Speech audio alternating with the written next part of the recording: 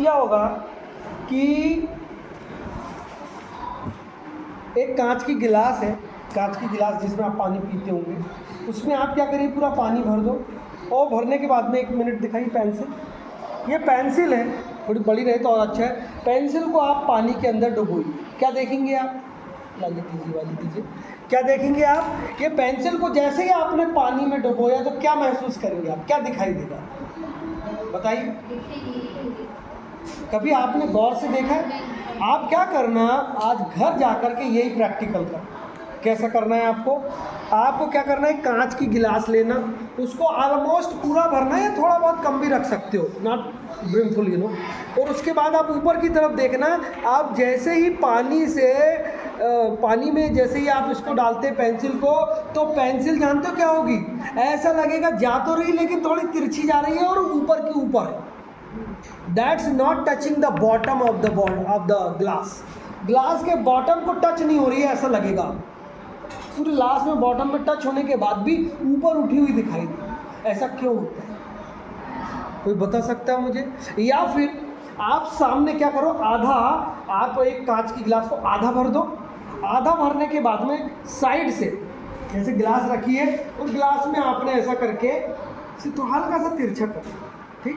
जैसे ही आपने इसको डाला पेंसिल को, आप देखेंगे वो थोड़ा सा उस तरफ झुक जाए या इस तरफ, सॉरी, जैसे आपने यूँ डाला ना तो थोड़ी इधर नीचे की तरफ झुकी जाएगी, क्योंकि आपने डाला तिरछा तो ये जिस दिशा में जा रही है उससे थोड़ा बैंड हो जाता है कि नहीं? ऐसा क्यों होता है? कोई बता सकता है मेरे? बताइए, do you have the answer of this question I am asking you? Don't know. It is due to the refraction of light. ये प्रकाश के अपवर्तन के कारण होता है, याद रखो। एक चीज़ और इंटरेस्टिंग, अभी फिर वो तो मैं एग्जाम्पल आपको बाद में बताऊंगा, यानी वो अलग हो जाएगा। तो प्रकाश के अपवर्तन के बारे में अब हमको पढ़ना है ना। प्रकाश का अपवर्तन क्या होता है? प्रकाश का अपवर्तन हमेशा एक माध्यम में नहीं होता, याद रखो। ये हमेशा कहाँ पर होता है? ये दो माध्यमों के बीच में हमको पता चलता है। आपने एक चीज़, हाँ, एक बड़ी इंटरेस्टिंग चीज़ बता रहा हूँ।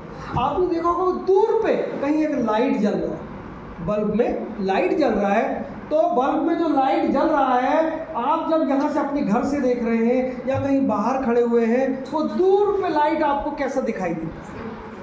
छोटा तो खैर दिखेगा, in fact because it's far for away from you.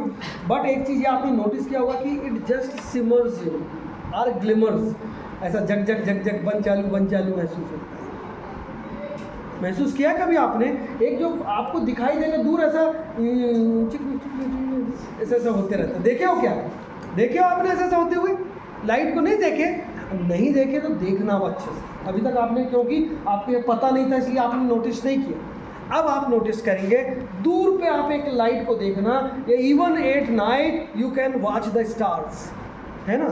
They just shimmer in the sky, but वही जो ग्लिमरिंग होती है ना, उनमें शिमरिंग होती है, मतलब ऐसा ऐसा जग जग जग, तो थोड़ा ऐसा ऐसा करके ऐसा बन चालू दिखाई देता है। ऐसा क्यों होता है? It is due to refraction of light. ये प्रकाश के अपवर्तन के कारण होता है कि नहीं? क्योंकि आपको पता होना चाहिए कि प्रकाश जो है हमेशा जब जो भी, जैसे सूर्य है, सूर्य से यहाँ तक हमारे पास आ रहा है, तो आपको लगता है या सूर्य से या सितारों से या चंद्रमा का जो प्रकाश हम तक आता है, वो क्या होता है कि हमारे एटमॉस्फेयर में बहुत सारी परतों से, अलग अलग परतें माध्यमों की, एक माध्यम को सघन माध्यम कह सकते हैं, एक को विरल कह सकते हैं, अलग अलग माध्यमों से होकर गुजर रहा है।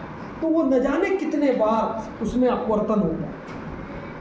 कई बार अपवर्तन के कारण हमको क्या होता है कि जो प्रकाश अंत में हमारी आंखों पर पड़ता है, उससे हमको चीज़ें कैसी दिखाई देती हैं?